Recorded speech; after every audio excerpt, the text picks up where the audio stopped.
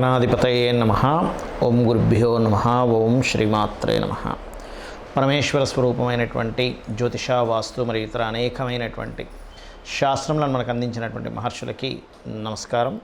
హయగ్రీవ హయగ్రీవ హయగ్రీవేతియో వదేత్తస్య నిస్సరతేవాణి జహ్నుకన్యా ప్రవాహవత్. అరుణాం కరుణాతరంగితాక్షీం ధృతపాశాంకుశపుష్పబాణచాపాం అనిమాదిభిరావృతాం మయూకైః అహమిత్యేవ విభావయే భవానీం. శ్రీమాత్రే నమః. ప్రేక్షకులకి ఆ లలితాంబిక అమ్మవారి యొక్క అనుగ్రహం పరిపూర్ణంగా కలగాలని మనస్ఫూర్తిగా కోరుకుంటూ మనం ఈరోజు చెప్పుకోబోయేటువంటి టాపిక్ ఏదైతే ఉందో అది దక్షిణాయనము. మనకి కర్కాటక రాశిలోకి సూర్యభగవానుడు ప్రవేశించినప్పటి నుంచి ధనస్సు రాశి ఎండింగ్ వరకు ఈ దక్షిణాయనం అంటే 6 నెలల పాటు ఉంటుంది. అంటే కర్కాటకము, సింహము, కన్య, తుల, వృశ్చికము, ధనస్సు రాశుల్లో సంచారాన్ని దక్షిణాయనం అంటారు. ఈ సమయంలో పితృదేవత ఆరాధన, దేవతా ఆరాధనతో పాటు పితృదేవత ఆరాధన ఎంత చేసుకుంటే అంత మంచిది. శాస్త్రంలో ఆ లలితాం అమ్మవారే దేవతలకి పితృదేవతలకు కూడా శక్తినిచ్చేది ఆవిడే. మనం దేవతల్ని పూజించడము, అర్చించడము, హోమాలు, యజ్ఞాలు చేయడం ద్వారా ఎలాంటి ఫలితాలు పొందుతామో పితృదేవతలు కూడా చేయాలని మన శాస్త్రము. తద్వారా ఒక్కొక్క లగ్నం వారికి మీరు ఎటువంటి దానం ఇవ్వాలి, ఈ సమయంలో ఏ రకంగా చేసుకోవాలనేటువంటిది చెప్తాను. ఒక్కొక్క లగ్నం నుంచి మనం ఇప్పుడు తీసుకుందాం. వృశ్చిక లగ్నము, వృశ్చిక రాశి. మీకు గొప్ప ఇదేమిటంటే ఈ లగ్నంలో పుట్టినటువంటి వారికి కాంపిటీషన్, సెల్ఫ్ కాంపిటీషన్ ఎక్కువగా ఉంటుంది. ఆ లక్షణాలు అధికంగా ఉంటాయి మీకు. అయితే మీ లగ్నానికి ధనాన్ని ఇచ్చేవారు, ధనము ఏదైతే ఉంటుందో అంటే ధన సంబంధించిన కారకుడు కానివ్వండి,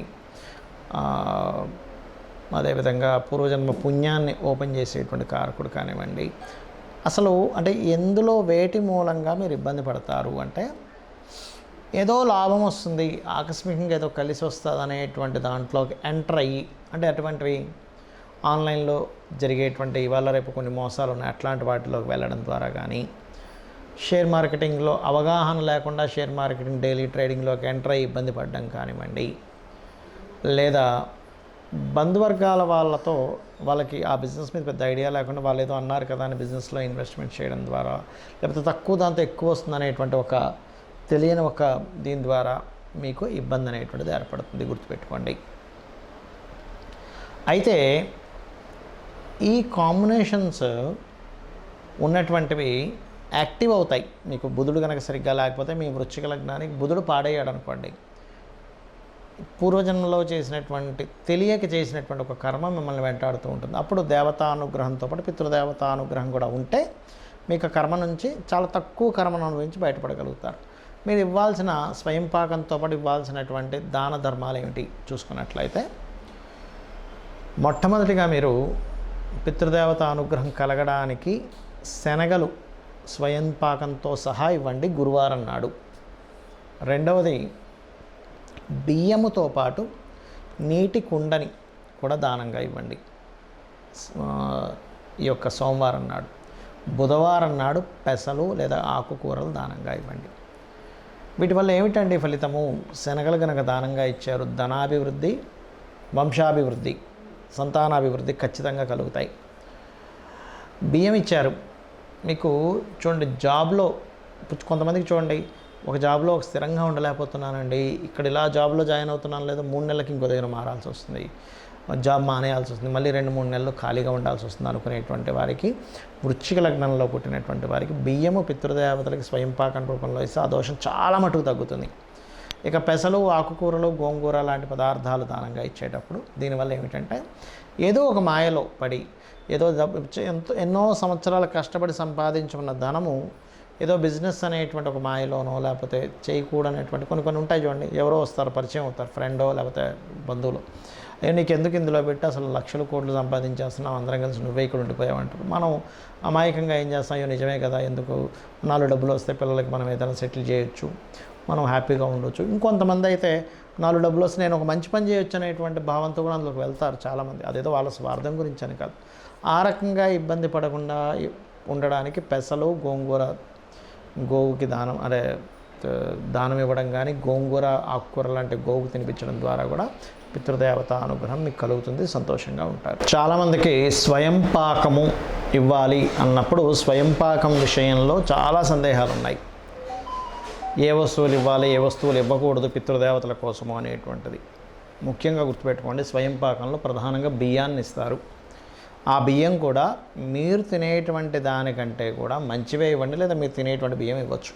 అంతేగాని చాలామంది తెలియక ఏం చేస్తారంటే చౌకబార బియ్యం ఇస్తారు. దానివల్ల తీసుకున్న వ్యక్తి కనుక ఇలాంటిది ఇచ్చారేంటి అనుకుంటే అది పుణ్యం రావడం పక్క పెడితే ఇంకా అది దోషంగా అవుతుంది. మీ దగ్గర లేవు, బాగా భేదవాళ్ళు, దట్ ఈస్ డిఫరెంట్ కేస్. మీరు అదే బియ్యం తింటున్నారు, అప్పుడు వేరండి, అదే ఇవ్వచ్చు, తప్పేం లేదు. మీరు తినేదే మీరు ఇవ్వచ్చు, తప్పేం కాదు.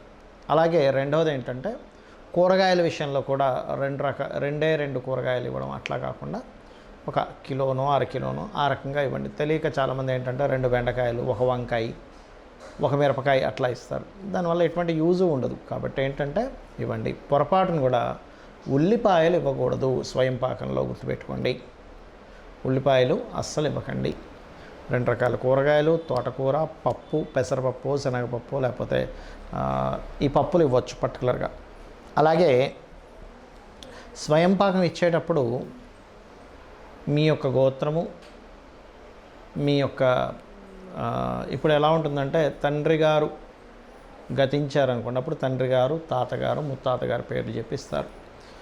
లేదా అవన్నీ కొంతమందికి ఏమవుతుందంటే కొన్ని విషయాలు తెలియవు. అయ్యో ముత్తాతగారి పేరేంటో తెలియదండి, తాతగారి పేరేంటో తెలియదని అంటూ ఉంటారు. అలాంటి వారికి ప్రత్యామ్నాయంగా వాళ్ళు వేరే చదువుతారు. చాలా తక్కువ రేర్గా ఉంటారు, అది ఇవ్వాలి. ఇక మరొక విషయం ఏంటంటే ఇందులో చాలామందికి ఇంకొన్ని సందేహాలు ఉన్నాయి. ఏమిటంటే ఏమండి మేము మొత్తం 4 అన్నదమ్ములం, మా అన్నయ్య ఆల్రెడీ ఇస్తున్నాడు, నేను ఇవ్వచ్చా, లేకపోతే మా తమ్ముడు ఇచ్చేస్తున్నాడు కదా నేను అక్కర్లేదా అని. అలా ఏమీ లేదు, గుర్తుపెట్టుకోండి. ఎంతమంది పిల్లలున్నా వేరే వాళ్ళు ఆ యొక్క దానాది కర్మలు చేస్తున్నా మీరు మాత్రం ఇవ్వండి. మనకి ఈ యొక్క పితృదేవత ఆరాధన వల్ల వంశ అభివృద్ధి కలుగుతుంది అని చెప్తుంది శాస్త్రం. సంతానం కలగటం లేదు, ఖచ్చితంగా సంతాన యోగం అనేటువంటిది ఇస్తుంది. ఏమంటే అనవసరమైన రోగాలు మాకు ఇబ్బంది పడుతున్నారు అన్నప్పుడు రోగ సంబంధించినటువంటి విషయాలని ఈ పితృదేవత ఆరాధన అనేటువంటిది దీర్ఘ రోగాల నుంచి కూడా బయటపడేస్తుంది. లైఫ్లో అసలు ఎదుగుదల లేదండి.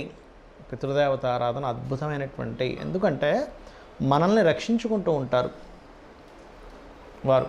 కాబట్టి ఇది మర్చిపోకూడదని మన యొక్క సనాతన ధర్మంలోని, మన యొక్క శాస్త్రాల్లో ఉన్నటువంటి అంశం ఇది. మనకి ఇదేదో ఈ మధ్య కొత్తగా వచ్చింది కదా, మన రామాయణ మహాభారతాలలో కూడా భీష్మ పితామహుడు, అదేవిధంగా రాముడు, వీళ్ళందరూ పితృకర్మలు చేసినట్టు ఆ యొక్క దర్భల మీద ఆ యొక్క పిండములను పెడుతున్నటువంటివి మనం చాలా చూస్తూ ఉంటాం రామాయణ మహాభారతాల్లో కూడా. అంటే ఇదేదో ఈ మధ్య కాలంలో ఏదో వచ్చింది అనుకునేటువంటిది పూర్తిగా తప్పు, గుర్తుపెట్టుకోండి.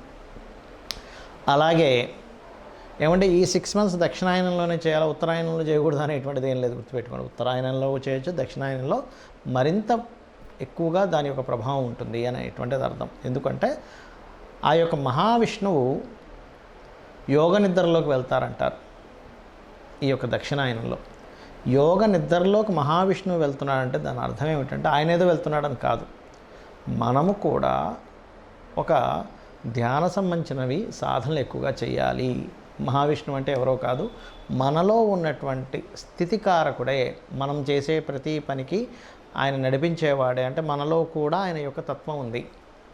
కాబట్టి సాధనా కాలానికి ఈ దక్షిణాయనం గొప్పది, పితృదేవతలకి గొప్పది, ఏదైనా ఒక దీక్షల్లా తీసుకునేటువంటి వాటికి గొప్పది. ముఖ్యంగా వర్షాకాలం ప్రారంభం అవుతూ ఉంటుంది, ఇక్కడి నుంచి వర్షము, ఈ చలికాలాలు ఇవన్నీ. అంటే ఏమిటి, ఇలాంటి సమయాల్లో మీరు ఒకప్పుడు బయటికి వెళ్ళేవారు కాదు, ఎక్కువగా ఇంట్లోనే ఉండి సాధనలు చేసుకుంటూ ఉండేవారు. దానివల్ల ఏమిటి, బయటికి వెళ్ళి అనవసరంగా యోగ నిద్రలోకి వెళ్ళడం అంటే బయటికి వెళ్ళి ఈ రోగాలు ఇవన్నీ కూడా ఏంటి వర్షాల వల్ల వీటి వల్ల వస్తుంటాయి. కాబట్టి ఎటువంటి రోగములు రాకుండా ఇంట్లో నేను చక్కగా కూర్చొని ఇంట్లో నుంచి అన్నీ ఆపరేట్ చేస్తూ చాలా తక్కువ సమయాన్ని మాత్రం బయటికి వెళ్ళి రావడానికి చేసుకోవాలనేటువంటిది చెప్పేవారు. అదే రకంగా యోగాభ్యాసాలు కానివి ఇవన్నీ కూడా మనం దీని ద్వారానే మనం ఈ దక్షిణాయనంలో ఎక్కువగా చేస్తూ ఉంటాం. శాస్త్రాల్లో అన్నీ కూడా కేవలం దేవతారాధన వల్ల రావు. ఎందుకు అంటే నెగటివ్ పాజిటివ్ రెండూ ఉంటాయి, గుర్తుపెట్టుకోండి. మనం ఒక బల్బు వెలగాలన్నా నెగటివ్ అండ్ పాజిటివ్ రెండూ ఉంటాయి. ఆ రెండూ కనెక్ట్ అయితేనే బల్బు వెలుగుతుంది. అలాగే ఇక్కడ దక్షిణ ఇప్పుడు పితృదేవతలు అంటే నెగటివ్ అని కాదు, బాగా అర్థం చేసుకోండి. ఇది ఒక ఎనర్జీ, ఇది ఒక ఎనర్జీ అనమాట.